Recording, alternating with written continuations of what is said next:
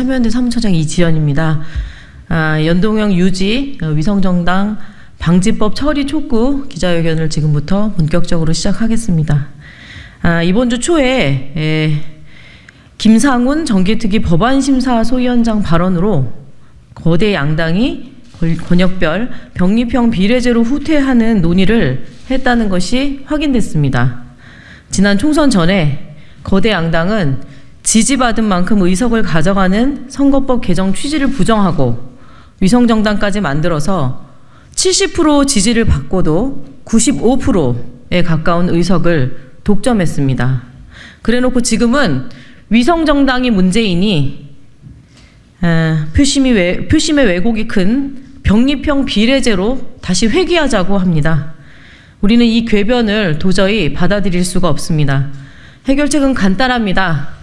양당이 다시는 남의 표 도둑질하는 위성정당 만들지 않겠다 약속하고 지금 국회에 발의되어 있는 위성정당 방지 법안들을 심도 있게 논의하고 심의해서 입법하면 됩니다. 그래서 오늘 우리 시민사회단체들은 위성정당 방지 법안의 주요 내용을 제안하고 또 조속한 입법을 촉구하는 목소리를 내고자 합니다. 우리 요구와 규탄 발언을 정치개혁 공동행동에 참여하고 있는 좌세준 민주사회를 위한 변호사 모임 부회장, 황현주 젠더정치연구소 여세연 사무국장, 김찬휘 선거제도 개혁연대 공동대표님을 차례로 모셔서 듣겠습니다. 예, 안녕하십니까. 2024 정치개혁 공동행동 공동대표를 맡고 있는 민변 부회장 좌세준 변호사입니다. 이제 공직선거법에 대한 개혁, 개정 이제 더 이상 미룰 수 없는 시점에 이르렀습니다. 유권자들은 거대 양당이 290석을 갖는 그런 국회를 원하지 않습니다. 거대 양당은 유권자들이 정치 불신, 국회의원들의 신뢰도 최저의 성적표가 과연 무엇을 의미하는지 생각해 보아야 합니다. 유권자들은 87년 민주화 이후 그리고 2016년 바로 이맘때쯤 시작된 촛불혁명의 시민들이 바라는 대한민국 정치가 과연 이런 정도였는가라는 것에 대해서 묻고 있습니다. 이제 거대 양당이 답변을 해야 될 때입니다. 2024 정치개혁 공동행동은 오늘 기자회견을 통해서 다음과 같이 촉구합니다. 거대 양당이 내년 총선에서는 위성정당 창당 없이 유권자들의 선택을 받을 것을 촉구합니다. 병립형 회귀는 거꾸로 가는 것입니다. 최소한 현재의 준연동형 비례제가 유지되어야 합니다. 그리고 위성정당을 막기 위해서는 지역구 후보자를 추천하는 정당은 비례대표 후보도 추천하는 의무 규정을 공직선거법에 도입할 것을 제안합니다. 지역구 후보의 추천 비율의 최소 30% 정도는 비례대표 후보 추천을 의무화해야 합니다. 저희들이 오늘 기자회견 첨부 자료로 계산식을 넣었습니다. 그리 어렵지 않습니다.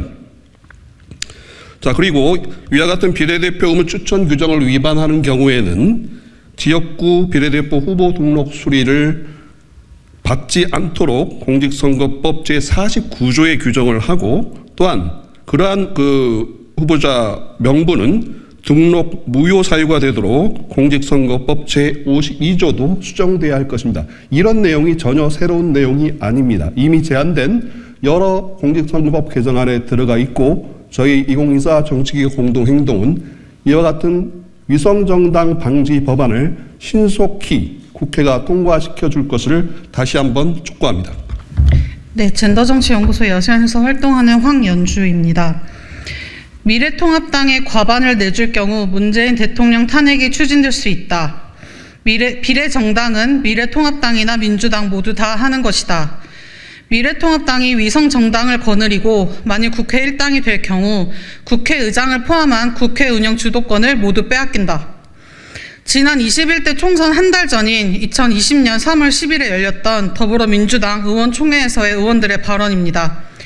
비례연합정당이라 합류라고 내세운 이 근거들은 더불어민주당의 기득권을 지키는 것일 뿐 이들 주장 속 어디에도 당시 코로나19로 신음하는 서민들의 요구도 노동 현장에서 쫓겨나고 부당한 대우를 받는 노동자들의 요구도 성폭력, 성착취, 불법 촬영 해결을 요구하는 여성들의 요구도 보이지 않았습니다.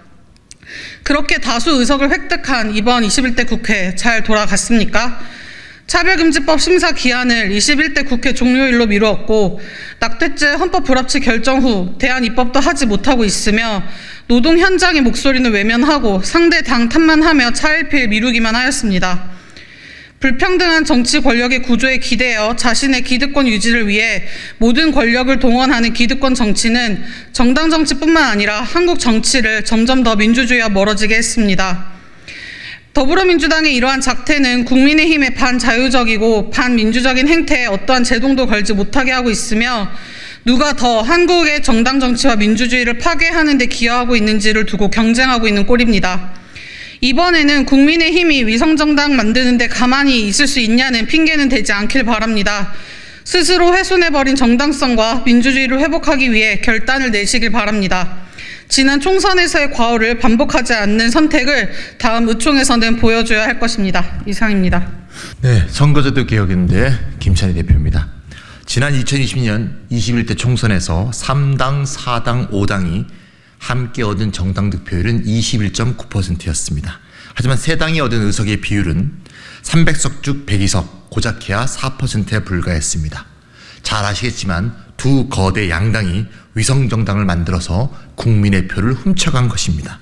그 결과 당시 4당이었던 국민의당과 5당이었던 열린민주당은 흡수합당되어 한국 정치에서 사라졌습니다. 이렇듯 양당 체제는 국민이 선택한 것이 아니고 양당이 자신들의 표 도둑질에 편리한 부정한 제도를 만들어 놓고 양당 체제가 흔들릴 때마다 도돌이표처럼 되돌아오게 조종한 것입니다. 따라서 내년 22대 총선에서 양당은 절대 다시 위성정당을 만들면 안 됩니다. 두 정당의 많은 의원들은 준연동형이 유지되면 위성정당이 다시 생길 수밖에 없으니 촛불 이전의 낡은 제도인 병립형으로 회귀해야 한다고 주장합니다. 하지만 위성정당을 만들지 않는 것은 간단합니다. 안 만들면 됩니다. 연동형 비례대표제를 하고 있는 독일과 뉴질랜드에서 지역구에서 다수 의석을 얻는 정당이 한 번도 위성정당을 만든 적이 없습니다. 왜냐하면 국민이 지지해준 정당 지지율 이상의 의석을 얻으면 국민의 뜻을 저버리는 것이란 걸 잘 알기 때문입니다. 독일의 기민당과 사민당은 항상 지역구에서 번갈아가며 압승하지만 비례의석에서 손해본다는 식의 비상식적인 말을 하지 않습니다. 그 결과 독일은 현재 사민당, 녹색당, 자민당의 이른바 신호등 연정을 형성하여 연합정치의 모범을 보여주고 있습니다. 하지만 아프리카의 레소토 공화국은 2020년 한국의 위성정당 같은 것을 만들었고 정치는 퇴행했습니다. 왜 대한민국이 독일을 따라 배우지 않고 레소토 공화국을 따라가야 합니까?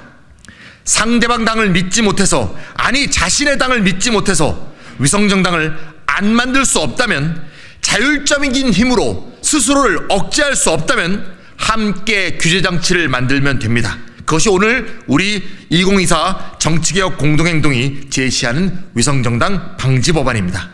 지역구를 낸 정당은 일정 비율 이상 의무적으로 비례명부를 제출하고 그렇지 않은 정당의 후보는 당선 무효시키는 것입니다. 대한민국 헌법 41조에는 비례대표제가 명시되어 있습니다. 비례대표제 선거에 나오지 않고 위성정당을 대타로 출전시키는 것은 헌법 정신에 어긋나는 것입니다. 부끄러움을 아는 것은 부끄러운 것이 아니라 부끄러움을 모르는 것이 부끄러운 것입니다. 영화 동주의 대사처럼 한국 정치가 최소한의 부끄러움을 알기를 기원하면서 제 발언을 마치겠습니다. 2024 정치개혁 공동행동은 위성정당 방지법안을 다음과 같이 제안한다. 첫째, 국회의원 선거에서 정당이 후보자를 추천하는 때에는 지역구 후보자를 추천하는 정당은 비례대표 후보자를 각각 추천하는 것을 의무화한다. 둘째, 이 경우 비례대표 후보 추천 비율은 지역구 후보자 추천 비율의 30% 이상이 되도록 한다. 셋째, 이러한 의무 추천 규정을 위반한 경우 후보자 등록을 수리할 수 없게 하거나 무효화한다. 마지막으로 공직선거법을 개정해 위성정당을 원천적으로 막을 방안과 함께 필요하다면 정치자금법을 개정해서 국고보조금 지급을 감액하는 방안도 함께 논의될 필요가 있다. 전 세계적으로 거의 유례를 찾아볼 수 없는 위성정당의 출현으로 또 위성정당을 원천적으로 막을 법 제도 논의를 국회가 이렇게 많은 시간, 시민사회가 이렇게 오랜 시간 요구하고 논의해야 한다는 것에 정말 자괴감이 듭니다. 부디 지금 국회 내에서 선거법 개정 논의가 아직도 후퇴냐 아니냐의 기로에 있는데요. 지난 4년 전에 시민들이 모아주었던 선거제도 개혁의 의지, 열망 받아서 더 이상 후퇴하는 일은 없도록 했으면 좋겠습니다. 오늘 우리 시민 사회단체들도 끝까지 국회를 감시하고 요구하고 대응을 지속해 나갈 것입니다.